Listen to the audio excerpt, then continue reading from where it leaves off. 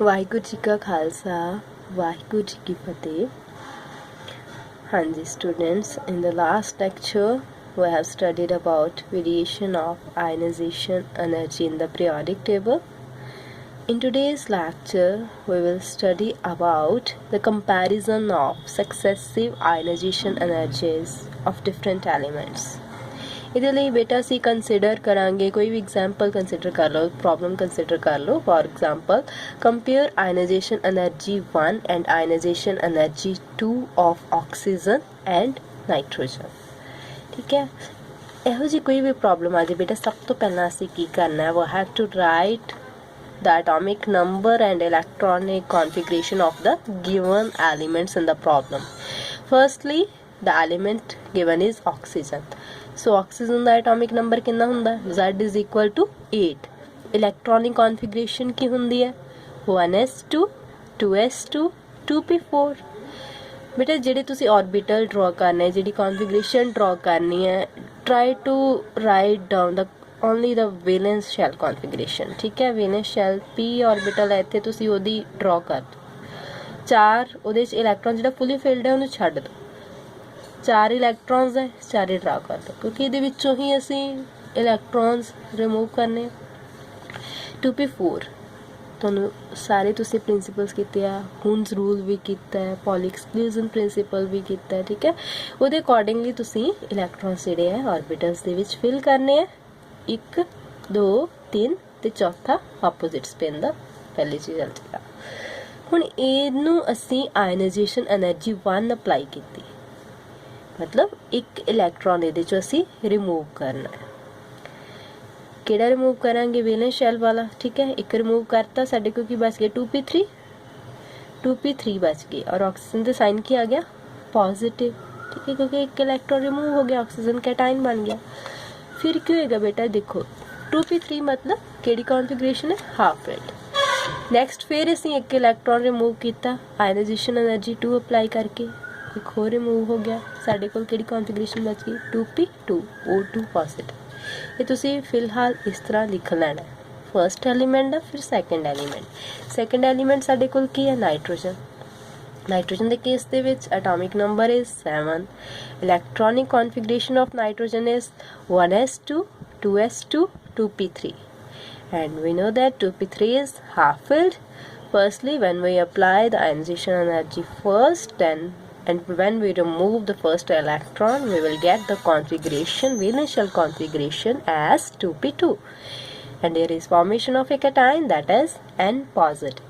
On applying the second ionization energy, when we remove the second valence electron, then we will get N2 positive, that is 2p1 configuration.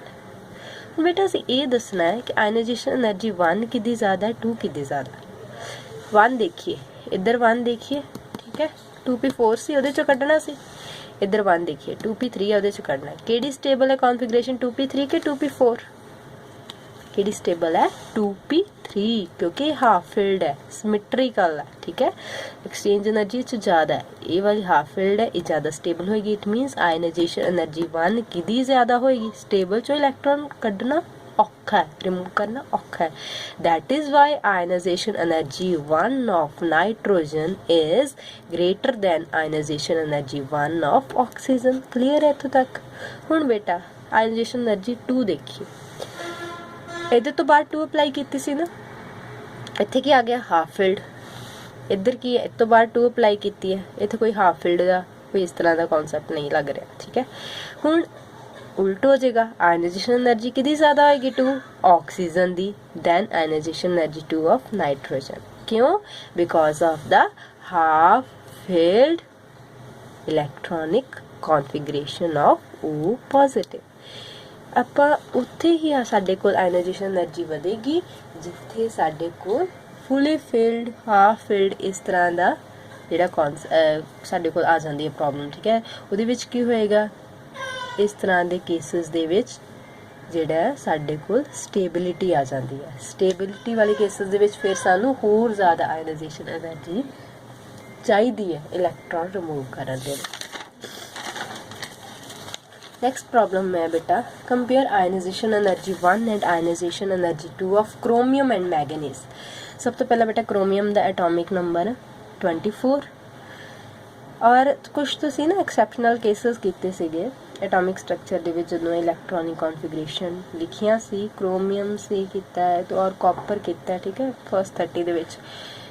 Chromium दे विच असीं 3d5 4s1 क्यों लैंदे हैं, 3d4 4s2 क्यों नहीं लैंदे, क्योंकि ये ज़्यादा स्टेबल है। तो ये स्टेबिलिटी क्यों ज़्यादा, आपां सारा पढ़िया, एक्सचेंज एनर्जी ज़्यादा है, ठीक है। हुण इहदे विच की हुंदा है, क्रोमियम की कॉन्फिगरेशन है valence shell configuration, ionisation energy 1 apply की। सानू ये भी पता है जो एंटर कराईदा इलैक्ट्रॉन ऑफबा प्रिंसीपल के अकॉर्डिंग 4s च पहला एंटर होंदा है और 4s चों ही असीं बाहर कढ़ना, पहला 4s चों बाहर कढ़िया, ठीक है, क्रोमियम पॉजिटिव आ गया। आयनाइजेशन एनर्जी 2 अप्लाई की, हुण किधरों जाएगा, हुण की आ जाएगा साडे को 3d, इत्थे आ जाएगा 4 क्योंकि 4s तो कोई नहीं है, 3d चों कढ़ांगे। मैगनीज के केस दे विच एटॉमिक नंबर 25 है, 3d5 4s2 है, ठीक है। चों पहली आयनाइजेशन एनर्जी अप्लाई की, फर्स्ट वैलेंस शेल इलैक्ट्रॉन कढ़िया, 4s2 चों निकलेगा, 4s1 रह गया, सैकेंड कित्थों निकलेगा, फिर 4s चों निकलेगा, इत्थे क्या आएगा 3d5। हुण देखो बेटा ध्यान नाल थोड़ा देखने वाली problem, ionisation energy 1 of manganese is greater than ionization energy 1 of chromium. Reason की है, 1 जेडी यदि कहते ज़्यादा, इच देखो डी की हाफ फिल्ड, इच डी की है हाफ फिल्ड, एस की है हाफ फिल्ड, एस की है फुली फिल्ड। ਅਸੀਂ ਕਹਾਂਗੇ ਸਟੇਬਲ ਤੇ ਦੋਵੇਂ ਹੀ ਹੈ, ਇਹ ਵੀ ਸਟੇਬਲ ਹੈ ਕॉन्फ़िगरेशन, ਇਹ ਵੀ ਸਟੇਬਲ ਹੈ। ਫਿਰ ਕਿਹੜਾ ਇੱਥੇ ਆਪਾਂ ਜਿਹੜਾ ਕਿਹੜਾ ਫੈਕਟਰ ਲਗਾਵਾਂਗੇ, ਇੱਥੇ ਆਪਾਂ ਲਗਾਵਾਂਗੇ ਨਿਊਕਲੀਅਰ ਚਾਰਜ ਦਾ। ਫਸਟ ਦਾ ਰੀਜ਼ਨ ਜਿਹੜਾ ਨਿਊਕਲੀਅਰ ਚਾਰਜ ਕਿਹਦਾ ਜ਼ਿਆਦਾ, 25 ਪ੍ਰੋਟੋਨਸ ਕਿਹਦੇ 'ਚ ਹੈ, ਮੈਗਨੀਜ਼ 'ਚ, ਇਹ 'ਚ ਕਿੰਨੇ ਆ 24। ਜਿਉਂ-ਜਿਉਂ ਪ੍ਰੋਟੋਨਸ ਵੱਧਦੇ ਜਾਂਦੇ ਨਿਊਕਲੀਅਸ ਦੇ ਵਿੱਚ ਨਿਊਕਲੀਅਰ ਚਾਰਜ ਵਧੀ ਜਾਏਗਾ, ਨਿਊਕਲੀਅਰ ਚਾਰਜ ਵਧਣ ਦੇ ਨਾਲ ਕੀ ਹੋਏਗਾ, ਐਟੋਮਿਕ ਸਾਈਜ਼ ਘਟੇਗਾ। एटॉमिक साइज घटण दे नाल force of attraction between the nucleus and the valence shell electron will increase. As the force of attraction will increase, we have to apply more amount of energy to remove the valence shell electron. ठीक है, तो की होएगा साडे कोल ionization energy 1 जेडी manganese दी that will be greater than that of chromium। ठीक है, क्लियर। सेकंड केस अगर 2 वाली लईए, 2 वाली केस की होएगा बेटा, 2 इत्थे अप्लाई किया ना, यदि कि 3d5 4s0 3d5 4s1 हुण की है, इच हाफ फिल्ड है, एम्प्टी है, हाफ फिल्ड। हुण देखो की हुंदा क्रोमियम दी जेडी आयनाइजेशन एनर्जी 2 है ना, दैट इज ग्रेटर। क्यों ग्रेटर है, because D5 configuration is more stable due to its more exchange energy than S1। S1 ਦੇ ਨਾਲੋਂ D5 ਦੀ ਜਿਹੜੀ configuration ਹੈ ਇਹਦੀ exchange energy ਘੱਟ ਹੈ, ਕਿਉਂਕਿ S ਇਹਦਾ ਵੈਲੈਂਸ ਇਹ ਵਾਲੇ ਇਲੈਕਟ੍ਰੋਨ ਆ 4s ਵਾਲੇ, ਇਹਦੇ 'ਚ ਕੀ ਹੋਏਗਾ 4s ਸਾਨੂੰ ਪਤਾ S ਇੱਕੋ ਹੀ ਹੁੰਦਾ, D ਦੇ ਕਿੰਨੇ ਆ 5। एक्सचेंज एनर्जी कि ज़्यादा, ये वैलेंस ज़्यादा ना एक्सचेंज एनर्जी, ये 5 ऑर्बिटल्स तुसी first sorry atomic structure chapter दे विच भी कीता कि 5 है सिंगली फील्ड, ठीक है, इलैक्ट्रॉन्स, उन्हां दी एक्सचेंज एनर्जी ज़्यादा होएगी। इधर एस कोल इक्को ही है, ਉਹਦੀ एक्सचेंज एनर्जी की होगी कुछ भी नहीं, वो किसी नाल भी नहीं एक्सचेंज कर सकेगा अपना इलैक्ट्रॉन। ये तो 5 जेडे है पहला दूजे नाल दूजा तीजे नाल एक्सचेंज कर सकणगे, 5 दे विच एक्सचेंज होएगी, इस करके ਇਹਦੇ चों रिमूव करना औखा है, क्योंकि इत्थे 3d5 वाले इलैक्ट्रॉन्स वैलेंस शेल इलैक्ट्रॉन आ, एक्सचेंज एनर्जी ज़्यादा है, एक्सचेंज एनर्जी ज़्यादा होने करके सिस्टम मोर स्टेबिलिटी दे विच चले जाएगा, सिस्टम मोर स्टेबल होएगा, इलैक्ट्रॉन वैलेंस जिहड़ा करना वो औखा होएगा, आयनाइजेशन एनर्जी ज़्यादा चाहिए। इत्थे वैलेंस शेल इलैक्ट्रॉन एस दे विच है, एस दे विच एक्सचेंज एनर्जी कोई ना मात्र ही हुंदी है, क्योंकि इक्को ही ऑर्बिटल हुंदा एस दा, ठीक है, ਉਹਦੀ ਜਿਹੜਾ एक्सचेंज एनर्जी घट होने दे करके स्टेबिलिटी ਉਹਦੀ ਕੀ ਹੋਏਗੀ घट जाएगी, स्टेबल घट होने नाल ਉਹ जल्दी रिमूव हो जाएगा, आयनाइजेशन एनर्जी घट चाहिए। क्लियर है। नेक्स्ट है बेटा compare ionisation energy of nitrogen and N positive. Firstly nitrogen का एटॉमिक नंबर की 7। Write down the electronic configuration 1s2, 2s2, 2p3. When we apply the first ionization energy, that is when we remove the first valence shell electron from nitrogen, we will get N positive and the configuration will become 2p2. On applying the second ionization energy, we will get the cation as N2 positive and the configuration will become 2p1. कटते जान के electron, ठीक है। हुण बेटा एक चीज़ याद रखनी है वाली, फॉर द सेम एलिमेंट इक्को ही है, कंपेयर करनी है ionization energy but elements are not different.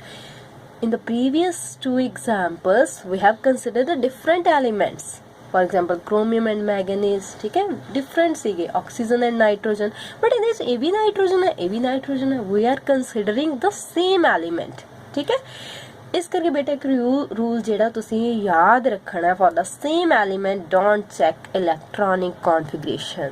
Order हमेशा ये रहेगा जो असी कल पढ़िया सी सक्सेसिव आयनाइजेशन एनर्जी का, IE3 greater than IA2 greater than IA1, मतलब आयनाइजेशन एनर्जी तीजी ज़्यादा होएगी किहदे नाल, दूजी ज़्यादा होएगी पहली नालों।